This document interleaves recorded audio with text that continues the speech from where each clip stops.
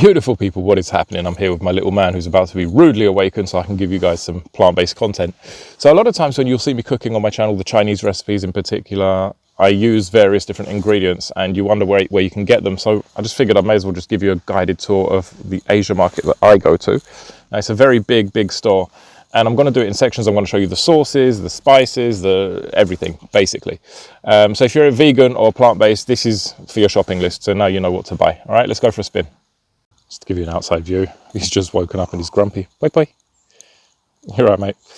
So as you can see, it's very big. Now the freezer section's usually all meat and animal products, but sometimes there's a treasure that you can find here. Let me have a look where that is. I'll quickly go and show you. And this is what I was looking for. So these are fake shrimps or prawns. Very nice, fairly accurate in taste. Texture-wise, they're a little bit less chewy, but they still do the job, and they're very nice. So these are the ones you want to look for. Reasonably priced, they're about $5. So yeah. You want some vegan? You want the little vegan shrimps? Gyoza. You can often find these. They're very nice, and they're vegan as well. Wild wok. Oh look, here we have. Do you remember I was making knafe?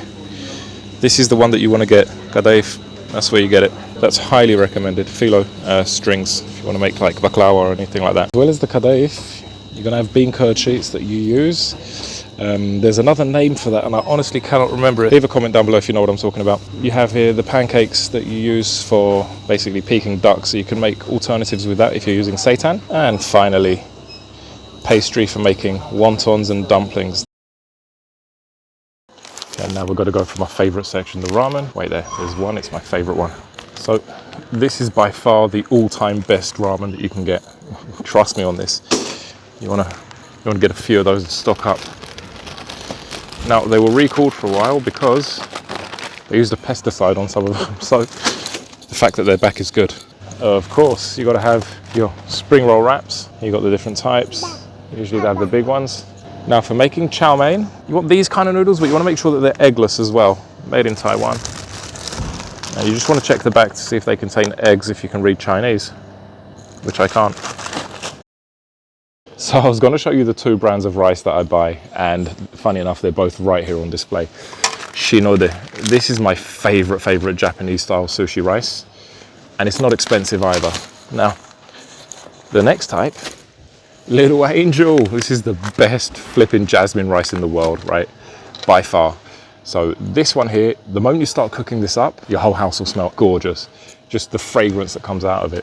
Bloody good. Let me get some. Now we're going to go over the sauces that I buy. So, mushroom vegetarian sauce. Now, if you need oyster sauce, this is the one that you get. Basically, this is your vegan oyster sauce. So that's the one that we buy. It tastes the same. Sometimes I've used this one before. It's not too bad. Thickens up nicely, and it tastes like in a Chinese takeaway, basically. So I do recommend that. It's not very healthy though at all. Now, a lot of you like tom yum. Usually the ones that they use in restaurant come from this brand here, I think, the Cock brand ones. What it is though, they usually contain, again, shrimps. However, this one, Chef's Choice, does not. Basically all you do is you basically boil that up in water, and it doesn't actually contain MSG. What a shame. And you'll find this in the Thai section. Okay, here you'll find something that's very often talked about, Lao Gan Ma. Or angry Chinese lady sauce, because for some reason she looks angry apparently. That's what it's called. And they come in various types as well. So you have some with the chili on its own, and you have ones with the peanuts in there as well. Now, just a little heads up, Jimmy's satay sauce. This is the satay sauce that they all use in the Chinese takeaways, right? You need to pay attention to this because it contains crustaceans. Yeah, it contains shrimps. So just be aware of that. If ever you're buying peanut sauce, from a Chinese takeaway, you'll know that it's not actually vegan friendly. It contains prawns or shrimp if you prefer. Though you can actually recreate this using peanut butter and various other spices. So yeah.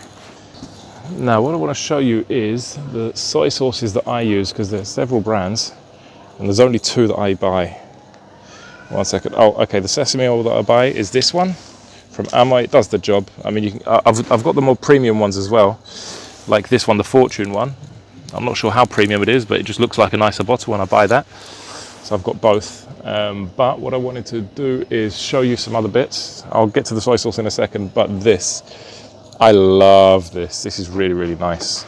It's very similar to sweet and sour. Maybe I'll do a recipe on that. It's very similar to sweet and sour, but it's quite spicy, and there's something nice about it. If you're looking, with regards to the satay sauce that I was showing you earlier, the Jimmy's one that they use in the Chinese takeaway, if you're just looking to make it for 1 or 2 dinners, just get this one, Yao's. They don't use that, the shrimps in there, so this one's vegan friendly. Now, getting to the soy sauces. So, if you're making a chow mein, you're going to need 2. You're going to need a dark soy sauce, which is this one. I buy Lee Kum Kee, and I buy Lee Kum Kee's dark soy sauce and also the light soy sauce. There's another brand called, I think, Pearl River. Where is that? I don't know, but it tastes horrible. It's very, very chemically flavored, and I really don't like it. So those are the 2 that I recommend. Lee Kum Kee premium dark soy and premium light soy. They're the 2 you're going to need for making chow mein. Oh, here we go. This one, Pearl River. This tastes like a lake in Chernobyl, so yeah, don't take that one. Here, obviously, you'll find the various sriracha brands. Now, the Japanese make a different type of soy sauce to the Chinese. I wouldn't even know how to describe the difference. It's a lot richer, and it's for a different purpose altogether. Ponzu is basically soy sauce with lemon in, and it's actually quite nice. Very rich though, you can't have too much of it. Of course, Kikkoman's my favourite brand. Got to be done. Here you'll find yakisoba sauce. Do check that out because I believe that contains oysters, if I'm not mistaken. Yeah, it does. Okay, Thai curry. Now, the thing is with Thai curry, a lot of times these pastes, they contain shrimp or prawns. So if you're going to look for it, yellow is my favourite of the Thai curries. Maple yellow curry paste. This is lovely, this one. There is something that I wanted to show you. Vegetarian moklak. This is actually vegan. What this is seitan, basically, in a can. It tastes okay. Tastes plain. They haven't spiced it up or anything, so it just tastes very bland. So you've got to do your own thing with it. But it will give you that chew that you're missing if you want to make basically some fake chickeny type dish. Let me just see now. What we need is MSG. Where's my MSG? Let's have a look. Here we go. Ajinomoto. What a shame. So Ajinomoto, this used to be my all-time favorite brand until I figured out what they do to animals, and it's an absolute disgrace. So yeah, unfortunately, there we are. It's these guys here. Real shame. Yeah, so look for another brand if you can, but I use that in pretty much everything, Chinese or Asian.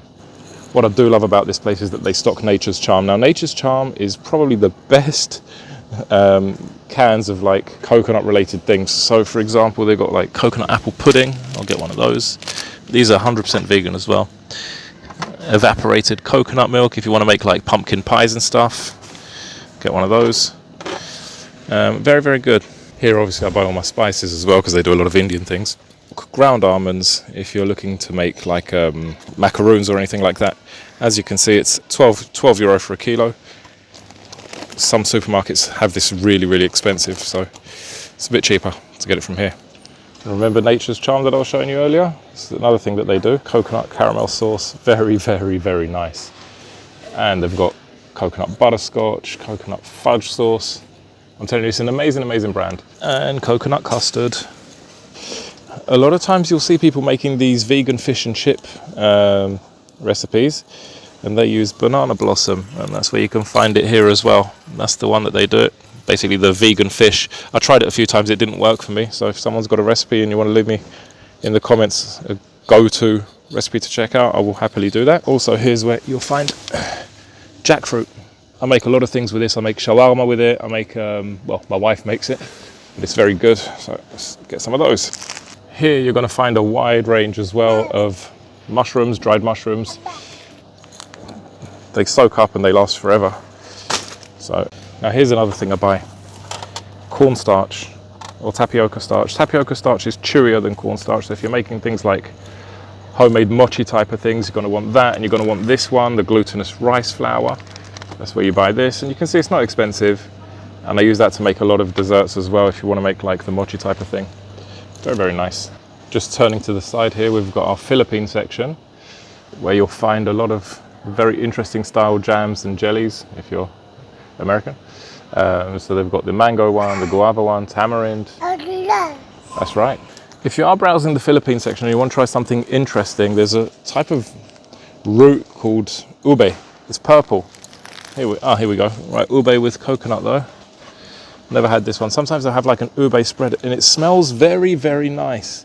And it's got a very gentle, lovely flavor, something very different. It's like just kind of coconutty, vanilla-y kind of flavor. Just imagine like coconut mixed with vanilla. That'll give you an idea of what ube is. It's like a sweet potato, I think, but it's purple. Okay, now we're moving on to the Japanese and Korean row of foods.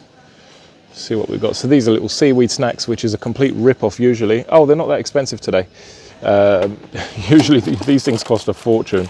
And it's just a couple of thin strips of seaweed like nori. Silken tofu is very, very soft. Even though it's got firm written there, it's not your solid type of tofu that will give you that chickeny texture. This is the ones that you'll generally find like that, for example, floating on miso soup. I use this to make shakshuka, for example, or quiche you can do with these. Just imagine room temperature butter. That's what it's like when you slice through it. Okay, finishing up in the Japanese section, you're going to find here your nori and kombu. Now this is a special type of seaweed. You'll find that if people are marinating things to make a vegan type of sushi using watermelon or random vegetables, they'll use that one or sometimes the nori as well. So that's where you find it, dashi kombu.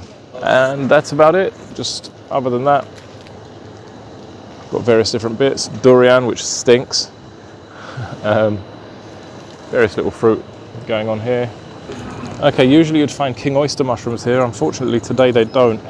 They've got enoki mushrooms, which are nice as well. These go very nice in soups. I'm gonna get myself one of these and let's treat ourselves to the regular oyster mushrooms.